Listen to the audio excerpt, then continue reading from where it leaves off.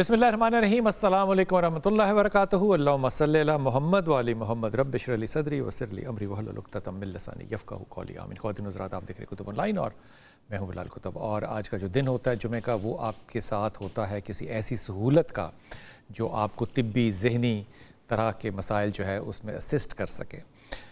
रसूल पाक सल्लल्लाहु अलैहि वसल्लम एक दफ़ा तशरीफ़ रख रहे थे तो एक वालिदा आई किसी बच्चे की और उन्होंने कहा कि मेरा बच्चा जो है वो बड़ी बहकी बहकी बातें कर रहा है। अब इस बात को ज़रा उस तनाजुर में देखिएगा, ये 1476 साल पुरानी बात कर रहा हूँ मैं। तो अल्लाह के रसूल ने ये नहीं कहा उसको लेकर आओ, अल्लाह के रसूल ने कहा मुझे उसके पास लेकर जाओ। तो आपके साथ और भी सहाबा थे तो आप उनके साथ गए, तो वो बाग में बैठा हुआ था और वो बच्चा जो था वो ख़ुद से बातें कर रहा था और रसूल पाक सल्लल्लाहु अलैहि वसल्लम पीछे उसके खड़े हो गए और उसकी बातों को सुनने लगे, कोशिश की सुनने की। उस बच्चे के सामने एक और सहाबी खड़े थे और उन्होंने जब रसूल पाक सल्लल्लाहु अलैहि वसल्लम को देखा तो उसने शोर डाल दिया कि नबी पाक सल्लल्लाहु अलैहि वसल्लम आ गए हैं। तो बच्चे की अटेंशन डाइवर्ट होगी और वो चला गया। अल्लाह के रसूल ने यह एक जुमला कहा और वो जुमला ये था कि मैं इस बच्चे की ज़्यादा बेहतर मदद कर सकता अगर मैं सुन लेता कि ये कह क्या रहा था। अब आज अगर आप गौर कीजिए तो हमारा डिफेंस जो है माशाल्लाह ताला फ़ेज़ 1 2 3 4 जो है, जिस शख्स ने भी मैट्रिक कर ली और वो काउंसलिंग कर रहा होता है, जिसने 3 महीने का कोर्स ऑनलाइन कर लिया वो काउंसलिंग कर रहा होता है, लेकिन बहुत कम लोगों को इस बात का इल्म होता है। और ये मैं बात बड़ी ज़िम्मेदारी से और बड़ी आजिज़ी से कह रहा हूँ कि रूहानी मसाइल में और नफ्सियाती मसाइल में किस तरह के ओवरलैप्स होते हैं। हम बहुत सी चीज़ों को रूहानी मसाइल समझते हैं लेकिन वो बुनियादी तौर पे नफ्सियाती मसाइल होते हैं। लेकिन रूहानी मसाइल हम इसलिए कह देते हैं क्योंकि बाबा जी के पास जाके दम कराने में हमें कोई हया नहीं होती। साइकाइट्रिस्ट के पास जाते हुए जो है वो हम समझते हैं कि हमारे ऊपर एक ऐसा स्टैंप लग गया है जो कि माशरे में काबिल कबूल नहीं है। लेकिन मैं बहरहाल इस बात की इंतहाई शिद्दत से मजम्मत करता हूँ। हर डॉक्टर के पास जाना चाहिए जिससे कि आप मदद ले सकते हैं। और एक वक्त ऐसा आता है जब आपको मदद आउटसोर्स करनी पड़ती है, आपको बाहर से मदद लेनी चाहिए और लेनी पड़ती है। हमारा टेलीफोन नंबर आपके सामने चल रहा है। जो लोग भी समझते हैं कि उनको किसी तरह के रूहानी या नफ्सियाती मसाइल हैं वो हमें कॉल कर सकते हैं। हमारे साथ आज डॉक्टर आयशा राशिद हैं। अस्सलाम वालेकुम डॉक्टर साहब, खैरियत से? डॉक्टर साहब आप पहली दफ़ा तशरीफ़ लाई हैं कुतुब ऑनलाइन में, पहले तो आपको बहुत बहुत वेलकम, आपका बहुत शुक्रिया। डॉक्टर साहब, सबसे पहले तो हम सबसे ज़्यादा जिन मसाइल को सुनते हैं ज़ाती ज़िंदगी में भी और ऑनलाइन ऑन कॉल भी, वो हमारी शादियां जो हैं, जो मैरिटल रिलेशनशिप्स हैं, ये बड़े या तो कम उम्र के हो गए हैं, चंद सालों में ख़त्म हो जाते हैं, या इनके अंदर मसाइल बहुत ज़्यादा हैं। सही कह रहे हैं। और इन मसाइल का हल जो है वो रूहानी बाबा तो आज तक देने में नाकाम रहा है। ये आपको क्या लगता है कि हमारे यहाँ कोई स्ट्रेस मैनेजमेंट नहीं हो रही, कोई काउंसलिंग नहीं हो रही, फैमिली काउंसलिंग नहीं हो रही, ये नफ्सियाती मसाइल हैं या क्या चीज़ क्या ये?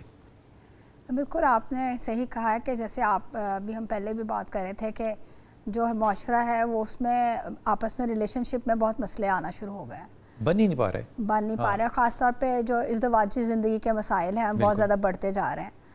और वक्त के साथ साथ देखा गया उसमें असल में बहुत सारी बातें मैटर कर रही हैं। बात यह है कि बच्चों की जो अपब्रिंगिंग है फ्रॉम द वेरी चाइल्डहुड वो बहुत ज़्यादा मैटर करती है। मैं आज फिर ये कहूँगी कि पेरेंटिंग इज़ वेरी इंपॉर्टेंट। ठीक ठीक। क्योंकि आप देखें कि जब आप बच्चे की पेरेंटिंग, हम अपना अगर बचपन देखें तो हम एक जॉइंट फैमिली सिस्टम में है जहाँ पे बच्चे को बताया जाता है कि दादा की भी इज़्ज़त करनी है, चचा की भी करनी है, फूफियाँ की भी करनी है, चाची खाला ताई सब, एक रिलेशनशिप को बिल्ड करने पे ज़्यादा फोकस करना है रादर दैन के निटी गिटी बातों को लेकर तो हम रिलेशनशिप को ख़राब करें। तो आप देखें कि फ्रॉम द वेरी चाइल्डहुड बच्चों की तरबियत जो है वो इम्पॉर्टेंट है। सब आपके ख्याल में एक कंबाइंड फैमिली एक बच्चे की तरबियत बेहतर कर सकती है? कंबाइंड फैमिली और सिंगल फैमिली का बात ये नहीं है, बात ये है कि उसमें आप बच्चे को पैगाम क्या दे रहे हैं। ठीक, चाहे आप न्यूक्लियर फैमिली में रह रहे हैं, लेकिन अगर बच्चे को आप पैगाम देते हैं कि तुम्हारे ये रिलेशनशिप अच्छे हैं, ठीक है ना, कि ये they are your blood relationship, आप इन पर ट्रस्ट कर सकते हो, आप इनके साथ इंटीमेसी शो कर सकते हो, आप इन पे, आपको इनसे कोई प्रॉब्लम नहीं है और आप इनको मतलब आप अलग भी रह रहे हैं अगर न्यूक्लियर फैमिली में, लेकिन आप बताते हैं कि बेटा आपने अपने दादा को फ़ोन कर लो या उसको कर लो, मतलब बिल्ड कर रहे हैं हम रिलेशनशिप बच्चे का। डॉक्टर साहब, जिन कपल्स की मैरिज हैप्पी ना हो, अनहैप्पी मैरिज, उनके बच्चे अक्सर देखा गया कि वो चाइल्डहुड ट्रॉमा में से गुजरते हैं। बहुत ज़्यादा। ये चाइल्डहुड ट्रॉमा क्या चीज़ होती है? चाइल्डहुड ट्रॉमा देखें, अगर पेरेंटल अब्यूज चल रहा है एक दूसरे का, मार कुटाई के अलावा लफ्जी मार कुटाई, लफ्जी देखें ना, क्रिटिकल कमेंट्स, ठीक है, तंजिया बातें हैं, तुम्हें अकल नहीं है, तमीज़ नहीं है, तुम कुछ कर नहीं सकते, लड़की औरतें शोहरों को कह रही हैं तुम कमा नहीं सकते, तुम ये नहीं कर सकते, वो बीवियों को कह रहे हैं कि पका के ले देता है, ऐसे कहते हैं ना हमारे पंजाबी लोग एक दूसरे को कि तुम्हें तो अकल नहीं। तो जब बच्चे ये माँ बाप के इस तरह के क्रिटिकल कमेंट सुनते हैं तो they become critical in their life. वो भी हर चीज़ को, रिलेशनशिप को क्रिटिकली देखेंगे, हर बात में क्रिटिसाइज करेंगे। वो अपनी मैरिज में जाके हेल्दी नहीं रहेंगे। हेल्दी अपने मैरिज से क्या, वो तो पहले ही ट्रॉमा का शिकार हो जाते हैं। उनका थिंकिंग प्रोसेस है, उन्होंने सीखा ही है कि बात करनी है ऐसे, उनको ये कि बात करनी है ऐसे है, उन्होंने ये सीख लिया है ना, उनके लिए यही नॉर्मल है। हाँ, उनके लिए यही नॉर्मल है कि बात करनी ही ऐसी है, नुक्ताचीनी ही करके बात करनी है। मैं कॉलर ले लूँ, लेकिन बड़ा इंपॉर्टेंट क्वेश्चन आपको छोड़ के जा रहा हूँ, वो ये कि अगर मैरिज अनहैप्पी हो तो हम आम तौर पे कहते हैं, ये बड़ा इंपॉर्टेंट सवाल है, हम आम तौर पे कहते हैं कि बच्चों की खातिर कंटिन्यू करें। क्या अनहैप्पी मैरिज में अलग होना बेहतर है या बच्चों की खातिर इकट्ठे रहना और एक अब्यूसिव टॉक्सिक रिलेशनशिप में रहना बेहतर है? ये मैं वापस आऊँगा, पहले रहीला हमारे साथ है, मैं उनसे बात कर लूँ। जी रहीला, अस्सलाम वालेकुम बेटा। जी वालेकुम सलाम, कैसे हैं बिलाल जी? अल्लाह का शुक्र है बेटा। मैं काफ़ी देर से ट्राई कर रही थी, एक दिन पहले भी किया, लेकिन टॉपिक वाइज मुझे पता नहीं था आपका हर डे होता है, तो आज मैंने जो है ना। अच्छा, मैं आपको बता दूं ये क्या होता है सिलसिला। जी, जी, मंगल वाले दिन जो है वो हम करते हैं जनरल मसाइल के ऊपर बात। अच्छा, ठीक। और जुमेरात को जी हम करते हैं रूहानी मसाइल पे बात। अच्छा। और जुमे को करते हैं हम तिब्बी मसाइल पे बात। अच्छा, ठीक। और मेरा ये ज़ाती ख्याल है कि ये कंट्रीब्यूशन है जो मीडिया की तरफ से पब्लिक को जाती है कि हम ऑनलाइन, वो शख्सियात हमारे साथ होती हैं जो कि आम दुनिया में, आम ज़माने में आप देखें तो आपको 3 महीने बाद अपॉइंटमेंट मिलती है। हाँ जी, बिल्कुल बिल्कुल सही कह रहे हैं। हुक्म फरमाइए। जी, बस मैंने असल में बच्चों का भी करना है, लेकिन वो मैं फिर दोबारा आपके जब होगा टॉपिक, लेकिन अभी आज मैं अपने हस्बैंड से रिलेटेड बात करना चाह रही हूँ। तो मुझे ये नहीं पता कि नफ्सियाती है या क्या मसला है, उनको ना वाइब्रेशन है बहुत ज्यादा हो जाती है, कोई एकदम कोई न्यूज या कोई परेशान हो जाए तो ये वाइब्रेशन जो होती है ना, तो बहुत इलाज करवाया लेकिन उनकी वो खत्म नहीं होती, शिवरिंग होने लग जाती है। शिवरिंग उनको, अगर जैसे समझे कि कोई अंडर प्रेशर है या वो अगर कोई चीज सुन ले, कोई न्यूज ऐसी, या वैसे ही भी बात करते हुए हकलाते हैं, जबान भी कभी कभी उनकी ना वो हो जाती है, बहुत ज्यादा होना शुरू हो गया अभी उनको। अच्छा, पहली बात तो ये सवाल बड़ा आपने पेटेंट किया और आज के मौजू के मुताबिक किया, तो अच्छा। शरीफ आदमी है, शरीफ आदमी का नाम भी तो बता दें रहीला। नाम बताती हूँ, वो NCA में जॉब करते हैं, आप उन्हें जानते भी हैं। चलो नाम ना बताओ, फिर रहने दो। कमर सुल्तान, आप मिले हुए हैं, याद आ गया। बहुत अच्छी बात, ठीक हो गया बेटा। थोड़ा सा ना वो बड़ा इस चीज को सोचते हैं, मैं बड़ा चाह रही थी आपसे बात करूं, मिलना वो चाह भी रहे हैं, लेकिन आपसे कांटेक्ट नहीं हो पा रहा पर्सनली बेटा। तो मैं, क्योंकि आपने मुझे मेरी पेरेंट यूनिवर्सिटी का हवाला दिया है, आप यहाँ से मेरा नंबर ले लीजिए, मैं हाजिर हूँ। आप अच्छा, नंबर आप बता, मतलब ऑन एयर तो नहीं बता सकता, यहाँ से आप ले लीजिएगा। अच्छा, इनसे ठीक है, टीम मेरी दे देगी इंशाल्लाह ताला आपको। लेकिन एक शरीफ आदमी जो है वो इस माशरे में क्या करे, कहाँ जाए? डॉक्टर साहब, ये किस चीज़ का सिम्टम है? अच्छा देखें, जैसे इन्होंने एक बड़ा अच्छा सवाल पूछा है कि इनके हस्बैंड को जब भी स्ट्रेस होती है, व्हेनेवर ही पास तो शिवरिंग हो जाती है। तो ये शिवरिंग है, तो ये बड़ा कॉमन सिम्टम है एंजाइटी का। एंजाइटी डिसऑर्डर है? हाँ, डिसऑर्डर्स तो नहीं कह सकते, लेकिन सिम्टम इज ऑफ एंजाइटी। तो इसका मतलब है कि उनकी जो स्ट्रेस हैंडलिंग है कि वो वैसे लॉन्ग टर्म में तो हो सकता है अच्छी हो, बाद में थोड़ी देर ठहर के हो सकता है उस चीज़ को हैंडल कर सकते हो, लेकिन कई लोग होते हैं कि जब इमीडिएटली कोई बात सुनते हैं जो आउट ऑफ वे हो या एकदम पड़ जाए, तो उससे उनको बॉडीली सिम्टम्स आना शुरू हो जाते हैं। जैसे कई लोगों के सर दर्द शुरू हो जाता है, कईयों की नींद ख़राब हो जाती है, कई लोगों की दिल की धड़कन तेज़ होती है। तो आपके हस्बैंड को बेसिकली जो है वो सारे जिस्म में कपकपाहट से शुरू हो जाती है, जिसको आप शिवरिंग कह रही हैं, और ये एक बहुत आम सिम्टम है जो कि एंजाइटी में पाया जाता है। तो ऐसे इसके लिए ज़रूरी है वैसे कि आप उनको देख लें, मतलब कि काउंसलिंग, मेरा ख्याल है कि अगर तो सबसे पहले तो एक असेसमेंट हो जाए कि कितना और कोई अलामत है या नहीं, और अगर बहुत हल्की फुल्की चीज़ें हैं और अगर स्ट्रेस हैंडलिंग है या सिचुएशन के हिसाब से, तो काउंसलिंग इज़ बड़ी अच्छी ऑप्शन है, जिससे कि उस बेसिकली स्ट्रेस को हैंडल करना सीख लें। अच्छा डॉक्टर, जब हम ये काउंसलिंग की बात करते हैं तो इसमें टेक्निक्स होती हैं या ये सिर्फ गुफ्तगू और कैथारसिस शेयरिंग होता है? हाँ, अच्छा देखें, ये गुफ्तगू और कैथारसिस भी काउंसलिंग की टेक्निक है, जिसको हम आम जुबान में सपोर्टिव काउंसलिंग कहते हैं, कि आप उसको सपोर्ट कर रहे हैं कि ही और शी वेंट आउट, और आप उसको जो है, लेकिन काउंसलिंग जो है वो एक बहुत वाइड सब्जेक्ट है, जिसमें डिफरेंट चीज़ों के लिए डिफरेंट टेक्निक्स इस्तेमाल होती हैं। और इसमें जैसे relaxation exercise is also technique for anxiety disorder. और देखें सब, लेकिन इम्पॉर्टेंट बात यह है, जैसे आप इन्होंने भी सवाल पूछा है कि जब तक आपने थिंकिंग पे काम नहीं कर लेते सही, तब तक आप एंजाइटी से बाहर नहीं आ सकते। अगर मैं हर बात को समझूंगी कि ये बात जो है मेरे लिए मसला है, मसला मेरे लिए, हम लोगों को समझाते हैं कि आप कोई भी चीज़ आउट ऑफ द वे आ गई, आप ये ना समझे कि मसला, आप ये समझे कि एक चैलेंज है। जब आप थिंकिंग को लफ्ज़ बदलने से ही कितनी चीज़ बदल जाती है। मतलब आप यानी कि एक चैलेंज है, चैलेंज इन लाइफ, जिसको कि मैंने ओवरकम कर लेना, तो फिर आपका माइंड भी उस हिसाब से सोचता है। बहुत अच्छी बात। अब ये जो शिवरिंग है, अब ये भी हो सकता था कि अगर ये खातून जो हैं ये पढ़ी लिखी ना होती, मैं मिसाल दे रहा हूँ, वैसे मैं इस पे ये मैंने लफ्ज़ गलत इस्तेमाल कर दिया, पढ़े लिखे होने का ऐसे कोई ताल्लुक़ नहीं। अगर ये फ़र्ज़ करिए कहती कि इनके ऊपर उस वक्त कोई चीज़ आ जाती है, तो वो आप सोचें कि किस कदर मुख्तलिफ डायरेक्शन के अंदर सारी ट्रीटमेंट जो है वो चली जाती है और सोल्यूशन अल्टीमेटली यहाँ से आपको ना निकलता। स्ट्रेस हो रहा है, सबको होता है। आप सुबह उठें, आप खबरें लगा कर देखें, यकीन कीजिए आज लाहौर बंद है, आज इस्लामाबाद बंद है, गेस्ट आने थे इस्लामाबाद से, वो नहीं आ पा रहे, तो टेंशन तो बड़ी है, क्योंकि मेरी बेगम कह रही है कि हमने खाना बनाया हुआ, अब ये खाना करें क्या। अगर मैं उसे ये कह दूं कि और लोग लोकल बुला लो, तो वो कहेगी मैंने तो उनके लिए पकाया था क्योंकि वो उसके रिलेटिव हैं। तो स्ट्रेस तो है, लेकिन स्ट्रेस को हैंडल करने के लिए अगर आउटसोर्स हेल्प करनी पड़े किसी थेरेपिस्ट से, तो आप ज़रूर कीजिए। इतना बड़ा प्रॉब्लम नहीं है, लेकिन ओवर थिंकिंग वाला हस्बैंड है आपका, तस्बीह के तौर पे उसे कहिए कि अगर वो आयत करीमा पढ़ता रहे, ला इलाहा इल्ला अंता सुब्हानका इन्नी कुन्तु मिनज़ ज़ालिमीन, ला हौला वला कुव्वता इल्ला बिल्लाह, यहाँ तक बस, क्योंकि हदीस में यहीं तक है। इसे को पढ़ता रहे तो अल्लाह ताला उसके लिए बहुत आसानी करेगा इंशाअल्लाह ताला। डॉक्टर साहब, जिन लोगों को ये चाइल्डहुड ट्रॉमा जो मैंने जिक्र किया ना, ये हमारे बड़ा ही इंपॉर्टेंट टॉपिक है। इसकी वजह ये कि अनहैप्पी मैरिजेज़ में से जो बच्चे निकल रहे हैं वो ट्रॉमा लेकर, यानी कि वो हादसाती तौर पे वो जिस शादी में बच्चे पैदा हो गए या जूँ भी पैदा हो गए, वो नफसियाती तौर पे नॉर्मेलिटी ही बड़ी अब्जर्ड किस्म की लेते हैं कि ये गाली गलोच करना, ये तंज करना, ये करना, यही ठीक है। तो वो अगली मैरिज के ऊपर भी उसका असर जाता है। डॉक्टर साहब, इसका सोल्यूशन मैरिज कपल को ढूंढना चाहिए कि अगर टॉक्सिक रिलेशनशिप हो। टॉक्सिक रिलेशनशिप का मतलब होता है कि बुरा रिलेशनशिप हो, लड़ाई झगड़ा हो, सेटिस्फैक्शन ना हो किसी भी तरह से। बिल्कुल हल क्यों ढूंढना चाहिए। मैं तो हमेशा ज़िंदगी में इस बात पे बिलीव रखा है कि हर चीज़ का हल मौजूद है। वाह। और जो है ऐसा नहीं हो सकता कि आप अगर चाहें कि कपल चाहे कि वो अपने रिलेशनशिप को बिल्ड करे तो ऐसा नहीं हो सकता कि वो बिल्ड ना कर सके। देखें 100% ज़िंदगी में कुछ नहीं होता। हमारे कपल चाहते हैं या वो 100% अच्छे हों या 100% ही बुरे हों, ठीक है। क्या बात तो ये ज़िंदगी में 100% नहीं हो सकता, 100% नहीं हो सकता। हम हमेशा एस्पायर करते हैं फॉर द 100% कि मैं तो मियाँ बीवी को आपस में इख्तलाफ होना ही नहीं चाहिए। बात ये नहीं है, बात ये कि हम कहते हैं आप मिड वे ही आ जाए। यही ज़िंदगी की खूबसूरती है। मैं हमारे मज़हब में भी मियाना रवी पे फोकस है, तो आप मिड वे पे आ जाए। बल्कि मैं पढ़ रही थी एक और इस्लामी स्कॉलर को, तो वो उन्होंने कहा कि कई जगहों पे हम अक्सर बात करते थे मियाँ बीवी के हकूक़, हमारी हक़ है, हमें दो ना। तो कई दफ़ा उन्होंने कहा कि रिलेशनशिप को बिल्ड करने के लिए कई दफ़ा इस्लाम में ये है कि आप अपने कुछ हकूक़ छोड़ दें कि मैं ये वाले हकूक़ छोड़ती हूँ, इसकी तरफ भी आ जाए। नहीं मैं ये मतलब मेरे ये हक़ तो है, लेकिन चलो मैं ये वाले हकूक़ छोड़ती हूँ, कुछ हकूक़ मुझे दो, कुछ चलो ठीक है तुम ना दो।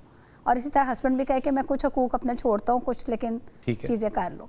तो हम इसको आम ज़ुबान में अपने, मैं हमेशा लोगों को एक ज़रा मेरा स्टाइल डिफरेंट है थोड़ा सा, तो मैं लोगों को कहती हूँ कुछ कुछ दो के सूल तय कर लो कि मैं कुछ चीज़ें आप कर लो, कुछ चीज़ें मैं कर लेता हूँ। और फिर उनको अच्छा, दूसरी बात है कि एक दिन की कहानी नहीं होती रिलेशनशिप बिल्ड करना ना, तो आप बिल्ड कर सकते हैं। उसके हम आपको इस प्रोग्राम में कुछ टेक्निक्स बता देंगे कि कैसे बिल्ड करते हैं इंशाल्लाह। कैसे बिल्ड करना है ये ज़रूर। जी साइमा, अस्सलाम वालेकुम बेटा। जी अस्सलाम वालेकुम। वालेकुम सलाम। सर मैंने आपसे ये सवाल पूछना था। एक तो मैं आपकी बहुत बड़ी फ़ैन हूँ। सलामत रहिए बेटा, खुश रहिए।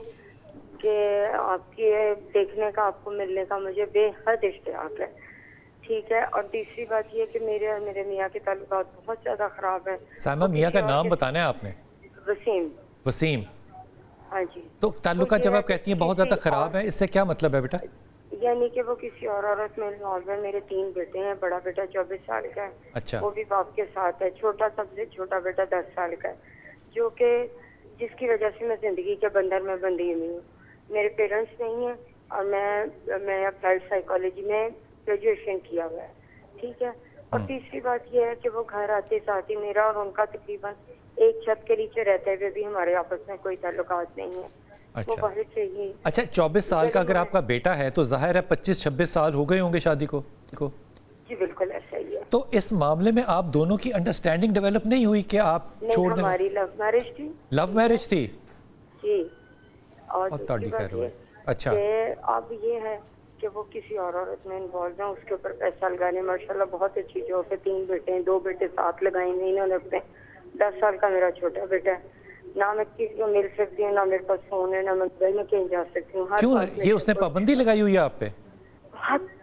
ना मैं अपने घर वालों से मिल सकती हूँ। नहीं, आप पे ये वसीम ने पाबंदी लगाई हुई है? जी 7 साल हो गए इस चीज को। भाई बड़ा ही अल्लाह का कोई वली आदमी है, 24 साल का जवान बच्चा, और बेगम को कहता है फोन नहीं इस्तेमाल करना। जी और ये सहमा जरा जवाब टेलीविजन पे सुन लेना। मुझे तलब कोई नहीं है टेलीविजन पे सवाल, ये आइटम केस ही है खुदा की। 24 साल का बच्चा डॉक्टर साहब। सर मैं तो रोज के काम, रोज के यही मसाइल है, रोज ये मसले हैं। ये क्या इशू है? ये मिड एज क्राइसिस है? मिड एज क्राइसिस नहीं, मतलब मैंने ये देखा है कि अनफॉर्चुनेटली जो है वो मतलब हमारे मज़हब में आदमियों को बहुत अच्छा मुकाम दिया हुआ है, पर अनफॉर्चुनेटली हमारे जो कल्चर है, कल्चरली जो मेल रोल प्ले कर रहे हैं वो, जैसे साइमन ने बताया कि मेरे क्लिनिक पे तकरीबन रोज़ एक इस तरह की कहानी होती है।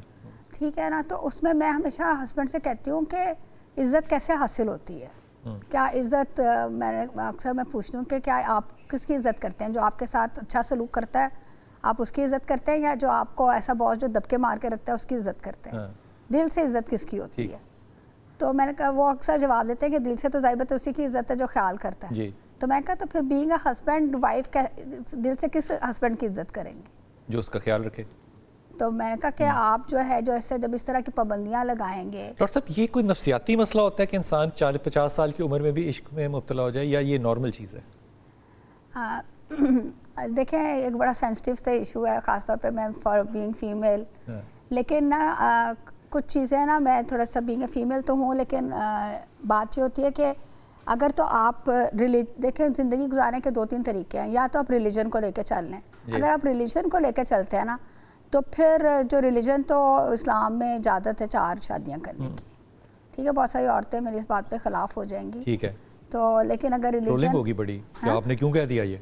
हाँ, लेकिन ये कि अगर तो देखें अगर आप अल्लाह को लेकर चल रहे हैं तो फिर आप करने दें उसको, फिर आप उसको करने दें, लेकिन सेम टाइम पे आदमी को भी कहा गया कि वो बराबर के रखेगा। मसला हमारे दूसरी शादी का नहीं आता, मसला इंसाफ का आ जाता है कि वो पहली फैमिली को, पहली वाइफ को बिल्कुल जो है, जैसे इन्होंने कहा कि हमारे को they have no relationship in spite of living in under same roof. ठीक है ना, तो बात यहाँ ये मसले आ रहे हैं कि जहाँ पे फीलिंग आती है, हाँ अगर, लेकिन फिर भी बात है कि इस्लाम ने फिर भी कहा है कि आप पहली बीवी से इजाज़त ले लें। जैसे हमारा इज इट बेटर कि ये साइमा जो है ये इस चीज़ को लेट गो कर दे या इसको फॉलो करे?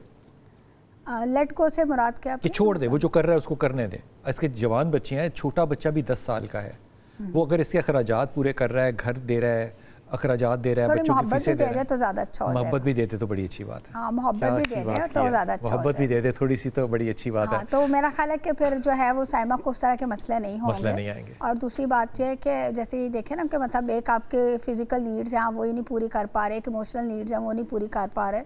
मतलब हमारे मज़हब में शादियों की तो इजाज़त दी है, लेकिन सेम टाइम पे बराबरी का भी कहा गया है, तो फिर चलेंगी वो। बहुत अच्छी बात, बहुत अच्छी बात। और ये भाईजान, अगर वसीम भाई ये सुन रहे हैं तो खुदा के वास्ते आप मोहब्बतें करें। इज़्ज़त आप सिर्फ मोहब्बत से हासिल कर सकते हैं। इज़्ज़त हासिल करने के लिए मैं एक कपल को जानता हूँ, उस खातून के बाद 7-8 घंटों की बहस के बाद उस खातून को मैंने कहा कि तू अपने हकूक़ जो है ये सरेंडर कर दे अगर तूने मैरिज रखनी है। उसने कहा मुझे सिर्फ एक ही हक़ चाहिए, वो ये कि ये बच्चों के सामने मेरी बेइज्जती ना किया करे। खुदा की कसम मैं रो पड़ा इस बात पे कि अगर एक शौहर ये भी नहीं दे सकता एक बच्चों की माँ को, तो फिर मैं क्या कह सकता हूँ। जी अस्सलाम वालेकुम। तुम सर? जी बेटा। सर मैं इशरा बात कर रही हूँ फैसलाबाद से। इशरा? जी इशरा, ISRA। इशरा जी, इशरा ये नाम रखा किसने था इशरा आपका? इशरा मेरी खाला की बेटी ने। ओके। अच्छा सर, मैं पहले बताती हूँ कि 2021 में मेरे भाई की आपसे बात हुई थी। अच्छा। उन्होंने आपसे बात की थी, तब मेरी शादी नहीं हुई थी। तो आपने कहा था, बताया था कि सूरत इखलास पढ़ें शादी के बाद, अदरवाइज ना गुस्से की वजह से बहुत प्रॉब्लम होंगी। आपके लिए कहा था? हाँ जी, मेरे लिए आपने कहा था। अच्छा ठीक। फिर जब मेरी शादी हुई है मुझे तब ये बात याद थी और मैं पढ़ती भी रही हूँ। लेकिन सर आफ्टर अ वीक, अब इस साल मेरी 23 अप्रैल को शादी हुई है। अच्छा।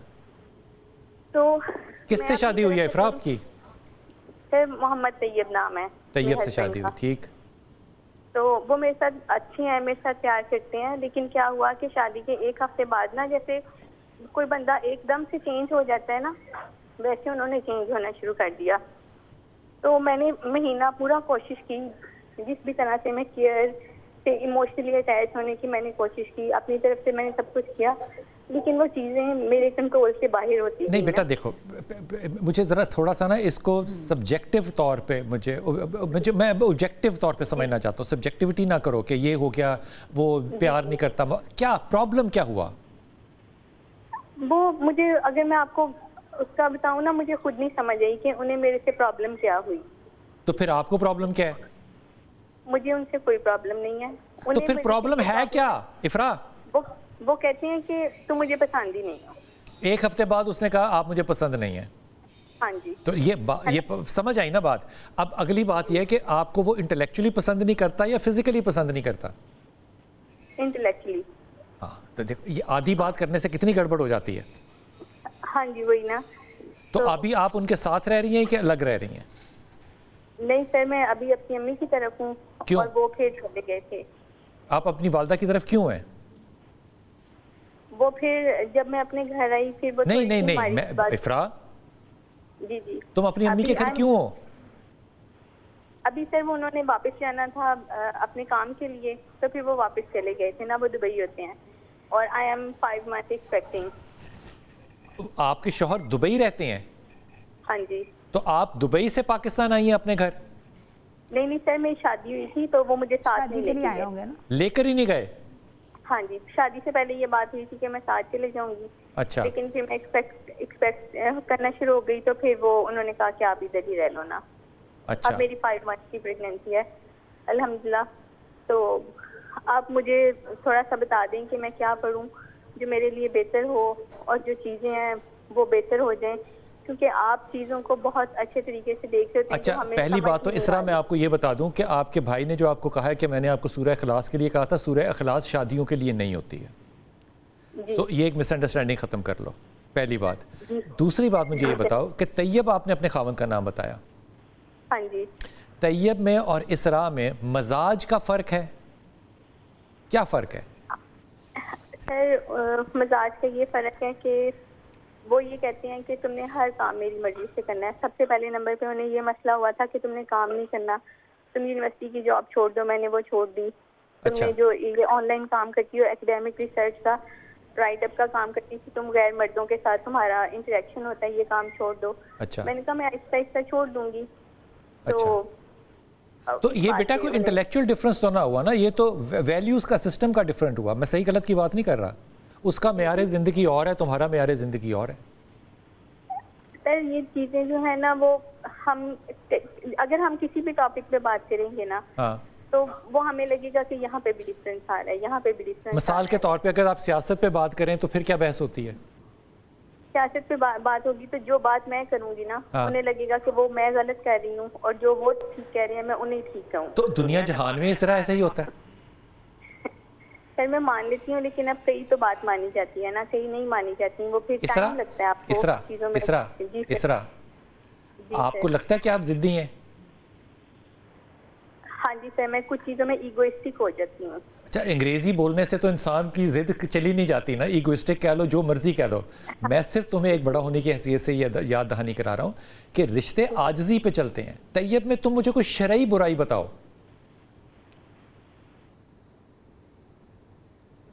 यही है कि आप बिल्कुल भी ट्रस्ट तो खैर शरीयत में नहीं आ जाता, लेकिन सर बहुत सारी चीज़ें डिफरेंट हैं। आपको मसलन क्या, आप वो कमीज तुम्हारी पसंद की नहीं पहनता, क्या मसला डिफरेंट, क्या बतर पिन पॉइंट करो। सर अब मेरी शादी हुई है, अब अगर मैं उन्हें कोई भी बात कह रही हूँ लाइक, अच्छा उसकी भी शादी हुई है, मेरी शादी हुई है, उसकी भी तो हुई है, उसकी भी ख्वाहिशें होंगी।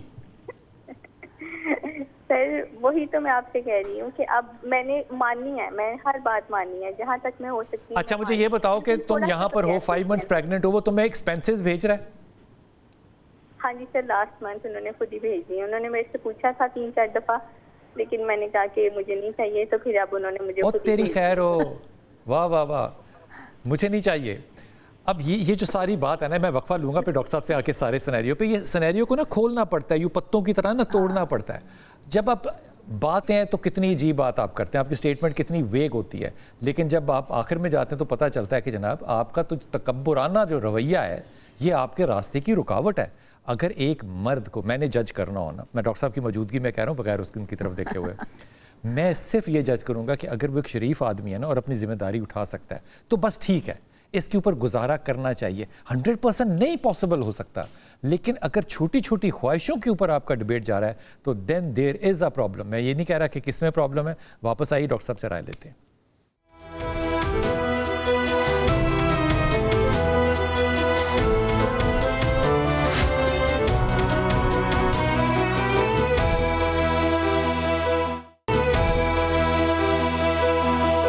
बिस्मिल्लाहिर्रहमानिर्रहीम। असरा के साथ हमारी बात हो रही थी, दुबई में उनके खामद रहते हैं तैयब, जो अभी शादी को सिर्फ थोड़े से वक्त गुजरा है, बच्ची जो है हमारी वो 5 मंथ्स प्रेग्नेंट है और इख्तलाफात पैदा हो रहे हैं कि वो मेरी बात नहीं सुनता या मुझ पे इस तरह से हाकमियत जताता है।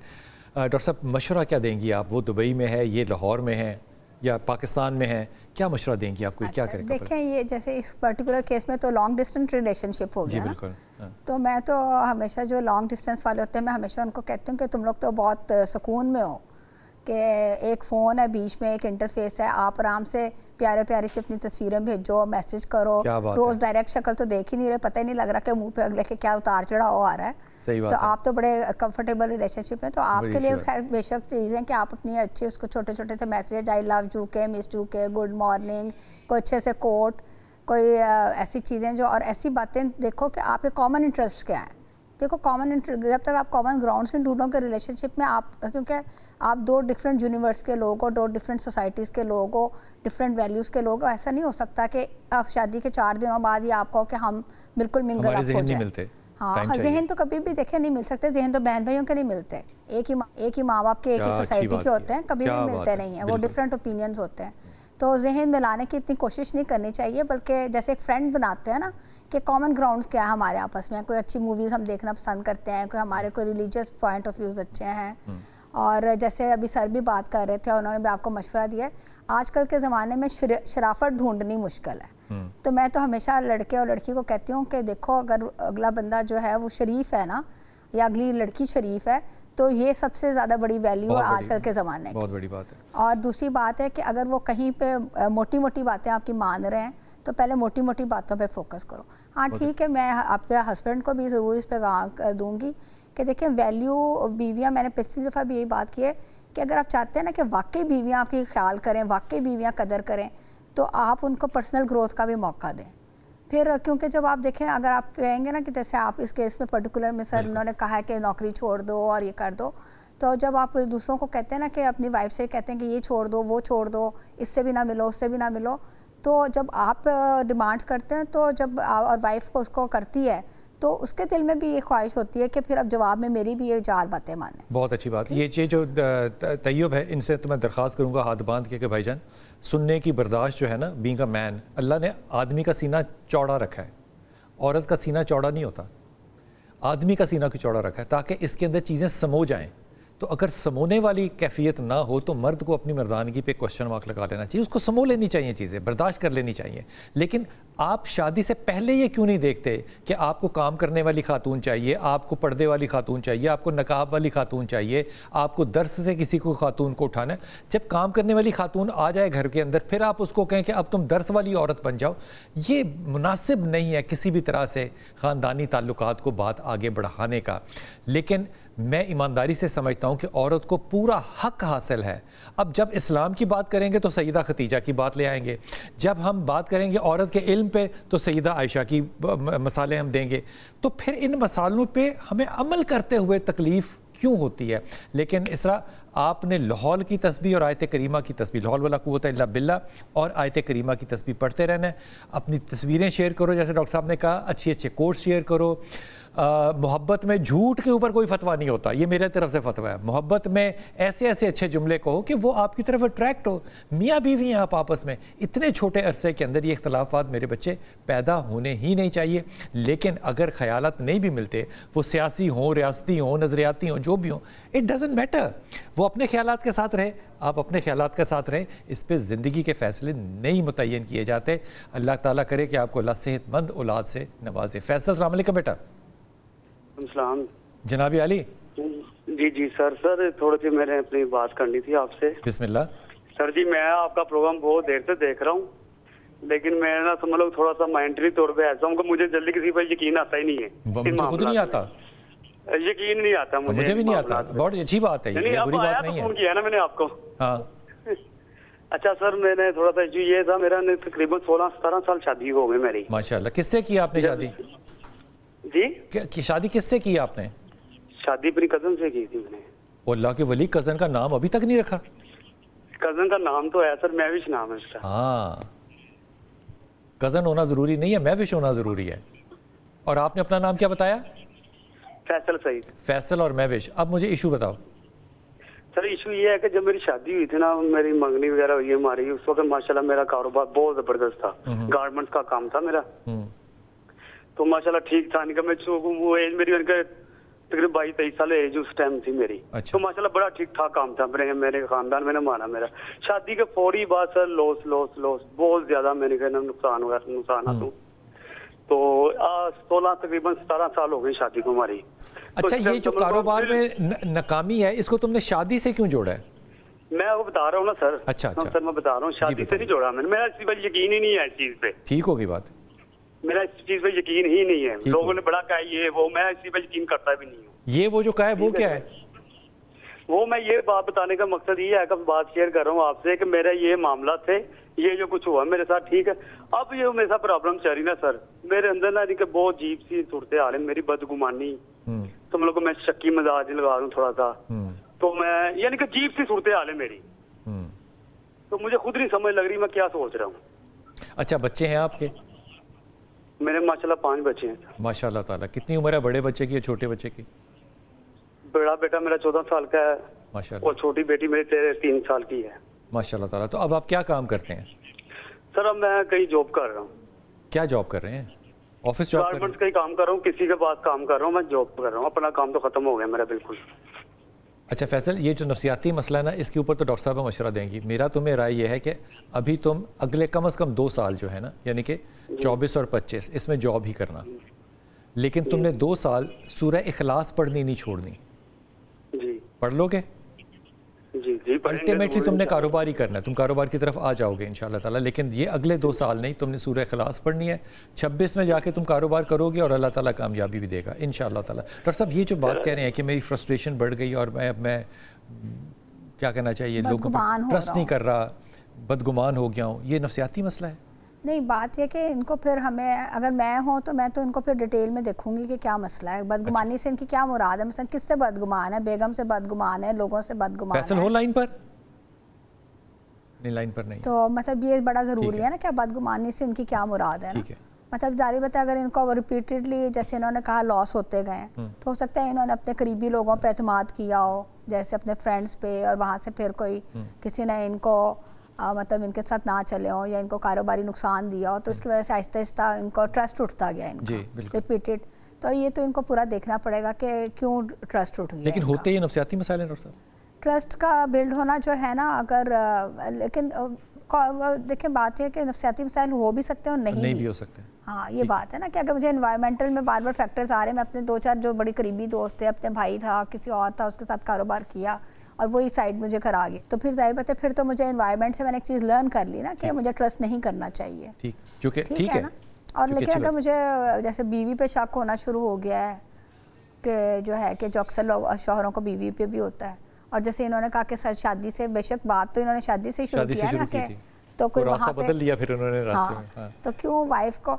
दूसरी बात है कि मैंने हमेशा एक बात ज़रूर, या आपके मतलब आप भी माशाल्लाह इस्लामी स्कॉलर्स में, तो मैं अभी थोड़ा सा इस्लाम में थोड़ा सा, मैं बहुत उस तरह आपकी तरह के लेवल की तो नहीं हूँ, लेकिन मेरा एक बात पे बड़ा यकीन है कि जो रिज़्क है ना वो आपका जो है वो अगर आपको यकीन होना चाहिए कि वो खुदा की तरफ से आना है, बिल्कुल ठीक है ना, वो खुदा की तरफ से आना है। और जो है वो जितना आप दूसरा, हमेशा रिस्क के बारे में लोग कहते हैं कि वो भी मौत की तरह ही आपको तलाश करता है। क्या बात है, रिस्क भी आपको मौत की तरह ही तलाश करता है। लेकिन तो छोटा सा इसलिए वक्त, आप लेकिन सूरह इखलास आपने पढ़ते रहना फैसल, और आपको इस बात का आपको इस बात का बड़ी अच्छी तरह अंदाज़ा है कि आप बुनियादी तौर पे कारोबारी शख्सियत हैं नहीं। आप क्या कहना चाहिए, इसके लिए जो लफ्ज़ है वो है बड़बोला, कि आप ज़्यादा बात करेंगे लेकिन कारोबारी इंटेलिजेंस और वो आपके अंदर शुरूडनेस नहीं है। अब इस बात को जब आप कह रहे हैं कि मेरे हालात बदले हैं शादी के बाद, तो ये इंतहाई नामाकूल किस्म की बात है। लेकिन सूरह इखलास पढ़ते रहो, ये साल और अगला साल तुमने सूरह इखलास पढ़ना, जॉब करनी है। 26 के अंदर अल्लाह ताला वसाइल बना देगा एंड यू विल प्रोग्रेस इंशाल्लाह। अब मुझे बताओ, जब 26 में तुम पीछे मुड़ के देखोगे तो जितने लोगों पे तुमने शक और शकूक किए होंगे, तुम्हें कितनी शर्मिंदगी होगी। वक्फा लेते हैं, वापस आते हैं।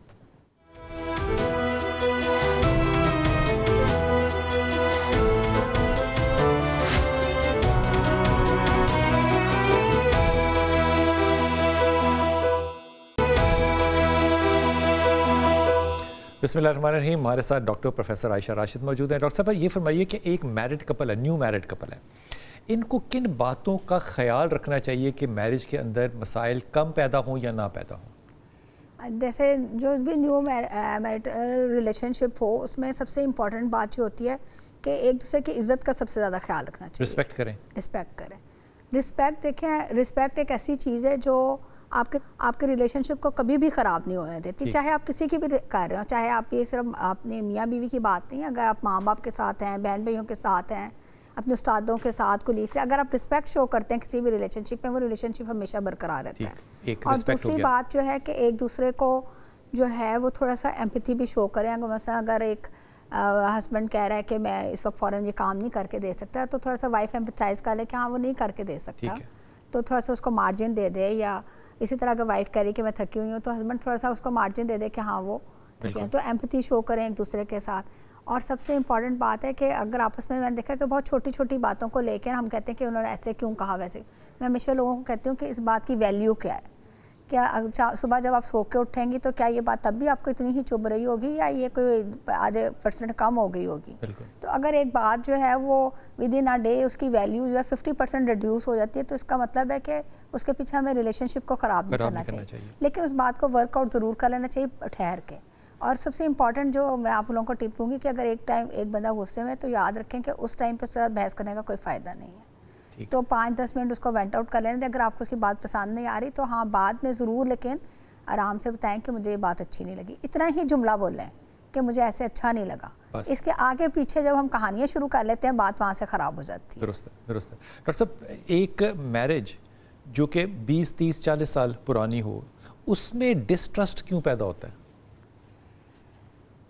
किस में? आदमी में या औरत में? ठीक है, डिस्ट्रेस देखें बहुत सारी बातों के। जैसे जैसे हमारी मैरिज पुरानी होती जाती है ना, तो हम एक दूसरे को ना समझें कि वो, हम कहते हैं हाँ हम अब मियाँ बीवी हैं, बस ठीक है, लेते हैं। हम उसको फॉर ग्रांटेड लेते हैं। हम वो जैसे शुरू में, शादी के शुरू में छोटी छोटी से हाथ पकड़ लेने, अच्छे से जुमले कहने, एक दूसरे की तारीफ करनी, फिर नहीं करना, छोड़ देते हैं। तो हम कहते हैं कि हाँ हमें पता ही है कि ये शख्स अच्छा है, वो भी कहता है हमें पता ही है मेरी बीवी अच्छी है, हालांकि पता होता है कि नॉर्मल, लेकिन वो उसको इजहार करना बंद कर। इसका मतलब वो इंटीमेसी नहीं छोड़नी चाहिए, वो केयर नहीं छोड़नी चाहिए, ना फिजिकल इंटीमेसी छोड़नी चाहिए, ना जो है वो इमोशनल इंटीमेसी छोड़नी चाहिए। और सबसे इम्पॉर्टेंट बात है कि अगर आप समझते हैं कि आपका हस्बैंड अच्छा है या आपकी वाइफ अच्छी है, तो उसको लफ्ज़ों के ज़रिए उसको बताएं भी, हाँ उसको बताते रहा करें। और ये शादी के बीच में भी बताएं कि तुम जो है। और दूसरा, अपना जो पर्सनल टाइम भी अपना थोड़ा सा बिल्ड करें कि कभी कभी बीच में कहीं चले गए या इकट्ठे बैठ के कोई अगर आप म्यूज़िक का शौक़ रखते हैं तो इकट्ठे बैठ के कोई अच्छे अपनी म्यूज़िक सुन लिया, या कोई मतलब जो भी आपका कॉमन इंटरेस्ट है वो ज़रूर करें। उससे आपका हेल्दी रिलेशनशिप बिल्ड रहेगा। वरना फिर ये फीलिंग आना शुरू हो जाती है, खासतौर पे जैसे बच्चे बड़े हो जाते हैं ना, तो माँ की सारी तवज्जो लड़कों पे होती है कि इसको तो ये पसंद। अब शौहर को अगर फ़र्ज़ करें सब्जियां पसंद है, बच्चों को नहीं पसंद, तो वो बच्चों की पसंद पकेगी, तो वो घर में बच्चों की पसंद पकना शुरू हो जाती है। और उसका नतीजा ये निकलता है कि शौहर कहता है कि मेरी तो कोई अहमियत ही नहीं रह गई, मुझे तो फिर वो कहीं और जाके खाना शुरू कर देता है। दुर्रे शहवार हैं। सईदा, अस्सलाम वालेकुम। जी वाइसलाम बिलाल भाई, जुम्मतुल मुबारक। आपको भी बहुत मुबारक, सलामत रहिए। इतना मुबारक दिन है कि मेरे आज बिलाल भाई से बात हो गई। मैं कितने सालों से आपको देख रही हूँ, याद कर रही हूँ, बिलाल भाई बिलाल भाई बिलाल भाई। सलामत रहिए। अल्लाह ने मिलवा दिया भाई से मुझे। हुक्म कीजिए। हाँ बिलाल भाई, मेरा बेटा है, शादीशुदा है, उसके बच्चे हैं माशाल्लाह 4, 2 ट्विंस हैं, बेटी एक बेटा है। बेटा मैट्रिक में, बेटी इसकी इंटर में माशाल्लाह। और खुश बात है, ऐसी बात नहीं है, बहुत अच्छा उनका अपना चल रहा है। लेकिन मेरा बच्चा कारोबार के लिहाज से बहुत परेशान है। जहाँ जाता है वो काम नहीं होता। पहले रियल एस्टेट का भी कर रहा है वो अभी, और उससे पहले जॉब कर रहा था नूरियाबाद में, वो फैक्ट्री बंद हो गई। एक जगह और किया, वो भी बंद हो गई। बिलाल भाई, मेरे बेटे का नाम है मुजफ्फर अहमद सिद्दीकी और मेरा नाम सैयदा दुर्रेशवार है। तो मेरे बेटे के लिए आप पढ़ने का बताएं। और रेशवार, ये बताइए कि मुजफ्फर जो है वो क्या काम करना चाह रहा है और तालीम क्या है उसकी? वो क्या काम करना चाहते हैं? कि कोई भी काम हो आप बताएं। मुजफ्फर कारोबारी आदमी है नहीं ना सईदा? कारोबारी आदमी नहीं है। नहीं, बिल्कुल भी उसको कारोबार की कोई सेंस नहीं है। वो तो सादा आदमी है ना। क्या करना चाहिए बताएं जी? फिर क्या करना चाहिए? तालीम कितनी है मुजफ्फर की? मुजफ्फर ने ग्रेजुएट किया हुआ है कॉमर्स में। अच्छा, मिसेस का क्या नाम है इनकी? मिसेस का नाम है सैयदा मायरा। अच्छा, मुजफ्फर। मायरा मुजफ्फर जो है वो मिल के कोई काम कर सकती है मुजफ्फर के साथ, ऑनलाइन या कोई ट्रेडिंग या कोई चीज़? कह रहे हैं वो मायरा मुजफ्फर कोई ऑनलाइन काम कर सकती हैं मुजफ्फर के साथ। जी कर सकती हैं बिल्कुल। ये इसकी बहुत बड़ी सपोर्ट है। मायरा इनके लिए बहुत बड़ी सपोर्ट है। बहुत बड़ी सपोर्ट है। सही। मायरा ज़्यादा बेहतर क्या कहना चाहिए, बहुत बेहतर फैसले कर सकती है कारोबार में और बहुत इंटेंसिवली काम कर सकती है अगर ये दोनों मिल के करें। अच्छा, अच्छा। दोनों को कहिए कि वो सूरह इखलास पढ़ा करें। अच्छा, ठीक है। अगर कारोबार करना है मुजफ्फर को तो ये अपनी बेगम के साथ मिल के करे। अच्छा, ठीक है। ठीक ठीक ठीक। और कोई बात? बिलाल भाई मुझे और बताएं इसके अलावा। बस ठीक है, काफ़ी हो गया। सूरह इखलास पढ़नी है, दोनों मिलके काम करें और बस लुडियाँ डालें, मज़े करें। ठीक ठीक। बिलाल भाई मुझे आपका नंबर भी चाहिए, वो कैसे मिलेगा? बेटा जहाँ पे आपने कॉल किया ना, ये मेरी टीम यहाँ बैठी है, ये आपको मेरा नंबर प्राइवेट दे देगी इंशाल्लाह। ज़रूर। सलामत रहिए, सलामत रहिए, सलामत रहिए। बहुत सी ऐसी पर्सनैलिटीज़ होती हैं डॉक्टर साहबा, क्या ये बात सच है, जो कि प्रोएक्टिव होती हैं सोसाइटी में, to participate in functions, participate in business, bring business ideas. कुछ पर्सनैलिटीज़ नहीं होती हैं। बिल्कुल ये ऐसा ही होता है। ऐसे ही होता है। हर शख्स की अपनी कैपेबिलिटीज़ हैं। कोई शख्स किसी चीज़ में अच्छा है, कोई बिजनेस में अच्छा है, कोई आर्ट एंड क्राफ्ट में ज़्यादा अच्छा है, कोई उसको अपने एप्टीट्यूड के मुताबिक ही काम करना चाहिए। अपने एप्टीट्यूड के मुताबिक काम करना चाहिए। और कई दफ़ा ये चीज़ें बेसिकली ना, ये हम इसको इस तरह भी देख लेते हैं कि ये है बेसिकली स्किल्स। तो स्किल्स हमेशा आप लर्न भी कर सकते हैं। अच्छा डॉक्टर साहब, ये बताइए कि हम आम तौर पे बहुत बड़ा प्रॉब्लम ये आता है कि मेरी मैरिड लाइफ में कोई इंटरफेयर ना करे। अब लड़के के भी माँ बाप हैं, उसकी बहनें भी हैं, उसके भाई भी हैं, लड़की के भी माँ बाप हैं, बहनें भी हैं, भाई। तो ये कैसे मुमकिन हो सकता है, या क्या ये डिमांड दुरुस्त है एक मैरिज में? अब बात है कि इंटरफेयर से क्या मुराद है ना, मतलब आप लोग इंटरफेयर से क्या मुराद लेते हैं। कई जगहों पे तो आप देखें कि हमारा जो हम पंजाब का जो कल्चर है हमारा, तो हम पंजाब के कल्चर में तो जो है वो बहू जो है वो सारों की सांझी बहू मतलब हो जाती है ना, कि जो बहू आ गई है वो उस पर।